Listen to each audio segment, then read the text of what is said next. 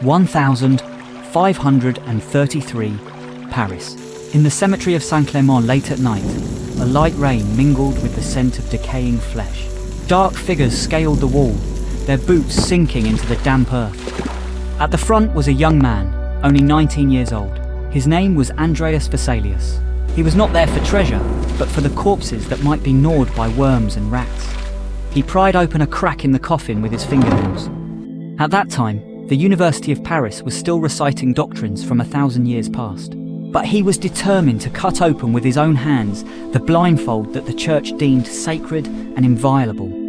He was about to make an unprecedented, daring attempt in the history of human medicine and human dissection. Vesalius's mentor was dozing off at the lectern. In his hands were the scrolls of Galen, the revered medical sage of ancient Rome. The professors never touched the corpses. They hired lowly butchers to perform mechanical dissections from a distance. If the organs in the corpses did not match the descriptions in the books, there was only one conclusion. The corpse was malformed, or the human body had degenerated over the millennium.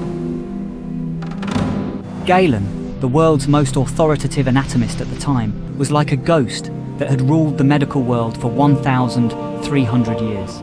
No one dared to question him, not even though Galen had actually dissected monkeys and pigs. Not even though he described the human liver as having 5 lobes. Not even though he insisted that blood flowed through invisible pores in the heart's septum. In that era, to question Galen was to question God.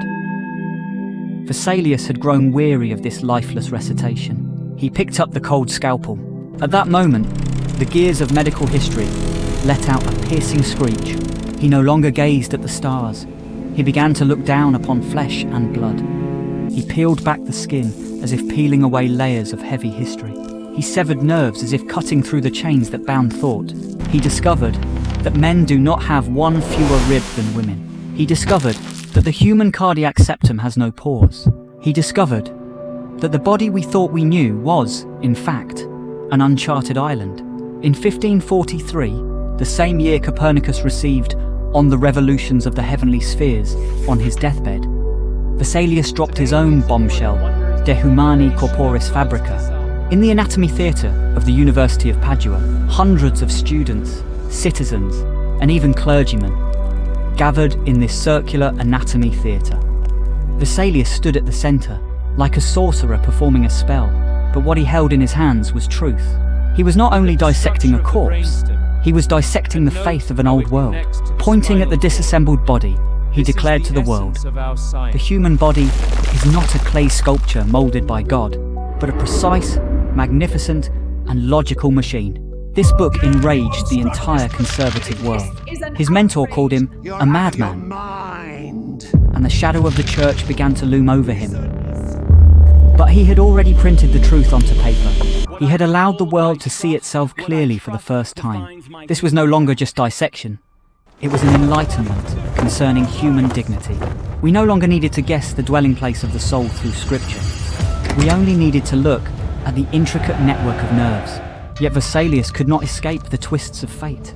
On a pilgrimage to Jerusalem, he died in a solitary shipwreck. He had spent his life dissecting human bodies, only for his own to be buried in an unnamed wilderness. But what did it matter? From the moment the first blade broke the skin, humanity could never return to that ignorant Eden. What are we? A heap of carbohydrates, or vessels of divinity? Vesalius did not provide an answer. He merely held open that bloody wound, allowing us, in the face of death's terror, to see for the first time the grandeur of life.